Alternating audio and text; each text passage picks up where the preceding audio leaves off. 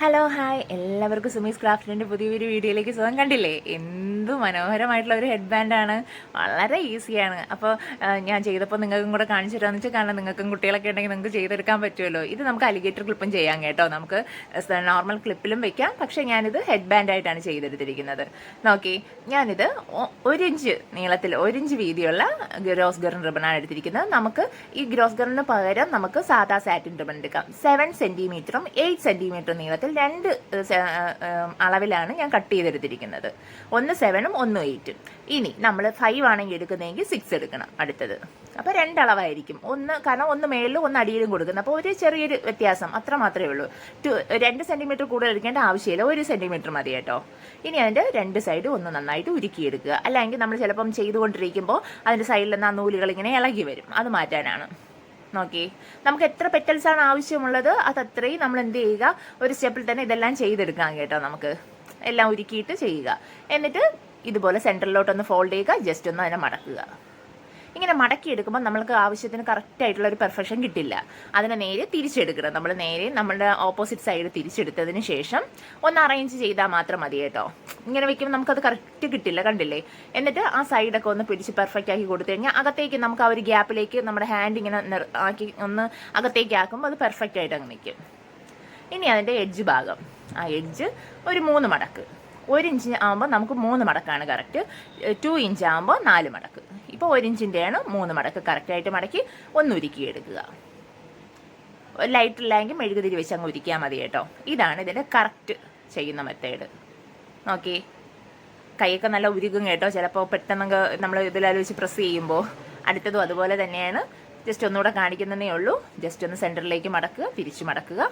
Just എന്നിട്ട് അതിൻ്റെ edge ഒന്ന് ജസ്റ്റ് നമ്മൾ ആ എഡ്ജിൽ പിടിച്ചിരിക്കണം കേട്ടോ. നമ്മളെ കയ്യിൽ നിൽക്കുന്നില്ലെങ്കിൽ നമ്മളൊരു അലിഗേറ്റർ ക്ലിപ്പ് അങ്ങ് പ്രസ് ചെയ്തിട്ട് ആ സെൻറ്ററിലോട്ടൊന്ന് നമ്മുടെ ഹാൻഡൊക്കെ വെച്ച് ഒന്ന് നന്നായിട്ട് പ്രസ് ചെയ്യുക. അപ്പോൾ ഒരു വി ഷേപ്പ്, നമുക്ക് മേളിലൊരു വി ഷേപ്പ്, ഒരു പെറ്റൽസിൻ്റെ ഒരു ഇല്ലേ, ആ ഒരു ഷേപ്പിൽ നമുക്ക് കിട്ടും.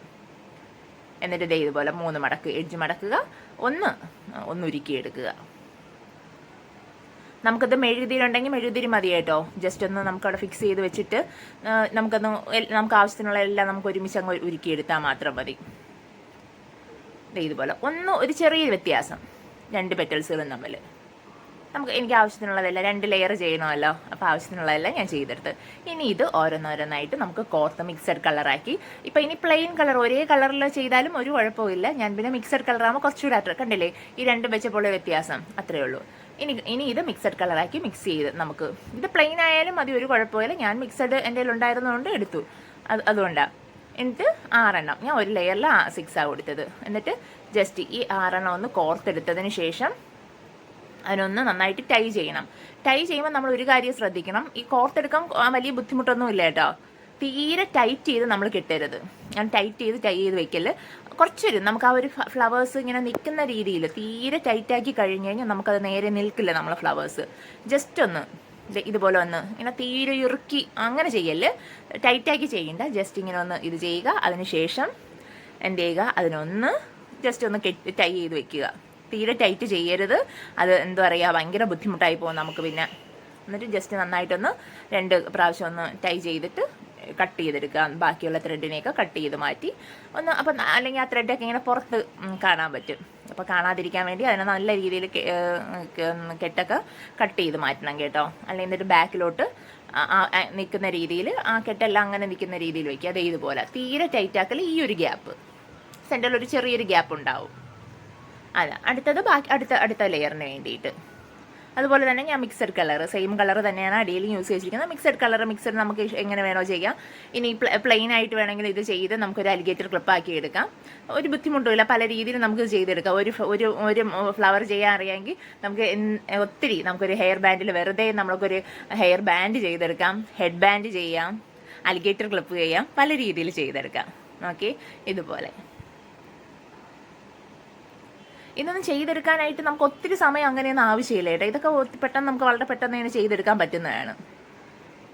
കണ്ടില്ലേ. ഇനി ഞാൻ ചെയ്യുന്നത് നമ്മുടെ ഫെൽറ്റ് ഷീറ്റ് ഒരു റൗണ്ട് ഷേപ്പിൽ കട്ട് ചെയ്തിട്ട് അതിലേക്ക് നമ്മുടെ ഗ്ലൂ അപ്ലൈ ചെയ്തതിന് ശേഷം അതിലേക്ക് നമ്മുടെ ചെയ്തു വെച്ചിരിക്കുന്ന ഫ്ലവേഴ്സ് ഒന്ന് അതിൽ ജസ്റ്റ് പുറകിലേക്ക് ഞാനൊന്ന് ഫിക്സ് ചെയ്ത് കൊടുത്തു. ഇതുപോലെ അപ്പോൾ മൊത്തത്തിൽ അത് പേസ്റ്റ് ആയിരിക്കും, അതിൽ നന്നായിട്ട് ടൈറ്റായി നല്ല പേസ്റ്റായി അങ്ങിരുന്നു. ഇനി അത് ഇളകി വരത്തില്ല. പ്രത്യേകിച്ച് ഹെഡ് ബാൻഡ് ആകുമ്പോൾ നമ്മൾ ടൈറ്റ് ഹെയറിലൊക്കെ നന്നായിട്ട് ടൈറ്റ് ചെയ്തൊക്കെ കെട്ടുമ്പോൾ ഇളകി വരാനുള്ള ചാൻസ് ഉണ്ട്. അതുകൊണ്ടാണ്. ഇനി അടുത്തത്, ഇനി ഇതിൻ്റെ പുറകിൽ നമുക്ക് ഫെൽറ്റ് ഷീറ്റ് കൊടുത്തിട്ട് വേണമെങ്കിൽ ടൈ ചെയ്യാം, അല്ലെങ്കിൽ നമുക്ക് ഇങ്ങനെ ഡയറക്റ്റായിട്ടും കൊടുക്കാം. ഡയറക്റ്റായിട്ട് കൊടുക്കാൻ പറ്റും ബുദ്ധിമുട്ടുണ്ടെങ്കിൽ നമുക്ക് അതിൻ്റെ പുറകിൽ ഒരു ഫെൽറ്റ് ഷീറ്റ് കട്ട് ചെയ്ത് ഒട്ടിച്ചിട്ട് ചെയ്യാം. കണ്ടില്ലേ, ആ ഓരോ സെൻറ്റിമീറ്ററിൻ്റെ ഡിഫറൻസ് ഉള്ളത് കൊണ്ടാണ് ആ ഒരു ചെറിയൊരു ഒന്ന് മേലിലോട്ട് ഒന്ന് അത് കുറച്ച് ഭംഗിയായിട്ട് നിൽക്കും. അല്ലെങ്കിൽ അടിയിൽ വെക്കുന്നത് നമുക്ക് അറിയാൻ പറ്റില്ല. അതുകൊണ്ടാണ് ഇങ്ങനെ വയ്ക്കുമ്പോൾ ഒരു പ്രത്യേക ഭംഗി. ഓക്കെ, ഇനി എന്നിട്ട് ഒരു സ്ക്വയർ ഷേപ്പിൽ ഒരു പീസും കൂടെ കട്ട് ചെയ്തു അതിലേക്ക് ഇങ്ങനെ ഗ്ലൂ അപ്ലൈ ചെയ്യുക. എന്നിട്ട് നമ്മുടെ ഹെഡ് ബാൻഡ് വെക്കുക. അത് റൗണ്ട് ഷേപ്പ് ആയാലും കുഴപ്പമൊന്നുമില്ല, നമ്മൾ നേരത്തെ എടുത്ത അതേ ഷേപ്പിലായാലും കുഴപ്പമില്ല. എന്നിട്ട് ഇതുപോലെ അങ്ങ് പേസ്റ്റ് ചെയ്യുക. നമ്മളെടുത്ത അതേ റൗണ്ട് ഷേപ്പിലുള്ളതായാലും കുഴപ്പമില്ല. ഞാൻ എപ്പോഴും ഇങ്ങനെയാണ് ചെയ്യുന്നത്. ഏത് ചെയ്താലും കറക്റ്റായിട്ടിരിക്കും. അപ്പോൾ വളരെ സിമ്പിളാണിത് ചെയ്തെടുക്കുക, ഹെഡ് ബാൻഡ് ചെയ്യാൻ. ഓക്കെ, ഇനി സെൻറ്ററിലേക്ക് ഒരു പേളോ ഒരു മുത്തോ എന്തേലും കൊടുക്കുക. ഞാനിങ്ങനെ എന്താ പറയുക, ഈ പാച്ചസ് ഒക്കെ ചെയ്യുമ്പോൾ കൂടുതൽ ചെയ്ത് വെക്കാറുണ്ട്. അതുകൊണ്ട് സെൻറ്ററിലൊക്കെ കൊടുക്കാൻ വേണ്ടി പെട്ടെന്ന് കയ്യിൽ എന്തെങ്കിലും കാണും. അത് കൊടുത്തിട്ട് ഒരു ചെറിയൊരു സ്റ്റോണല്ല, ഒരു ബീഡിനെ കവർ ചെയ്ത് സ്റ്റോൺ ചെയിൻ ഒട്ടിച്ചതുണ്ടായിരുന്നു, അതങ്ങ് കൊടുത്തു. നോക്കി, വളരെ വളരെ സിമ്പിളാണ്. ഇതിനൊക്കെ ഒത്തിരി ക്യാഷും അങ്ങനെയൊന്നും ആവത്തില്ല. നമ്മുടെ കയ്യിൽ എന്തെങ്കിലും സാറ്റിൻ റിബണൊക്കെ ഉണ്ടെങ്കിൽ നമുക്ക് പ്ലെയിൻ കളർ ആയാലും കുഴപ്പമില്ല. വളരെ ബ്യൂട്ടിഫുള്ളായിട്ട് ഇതുപോലെ തന്നെയാണ്. ഇതൊന്നും പെട്ടെന്നൊന്നും ഒന്നും ചെയ്യില്ല. അപ്പോൾ കുട്ടികൾക്കൊക്കെ നല്ല മനോഹരമായിട്ട് ഹെയറിലൊക്കെ വെക്കാൻ പറ്റും. അപ്പോൾ വളരെ ഈസിയാണ്. അപ്പോൾ നിങ്ങളെല്ലാവരും ചെയ്യാൻ ശ്രമിക്കണം. പുതിയൊരു വീഡിയോയുമായിട്ട് കാണുന്നവരെ എല്ലാവർക്കും ബൈ.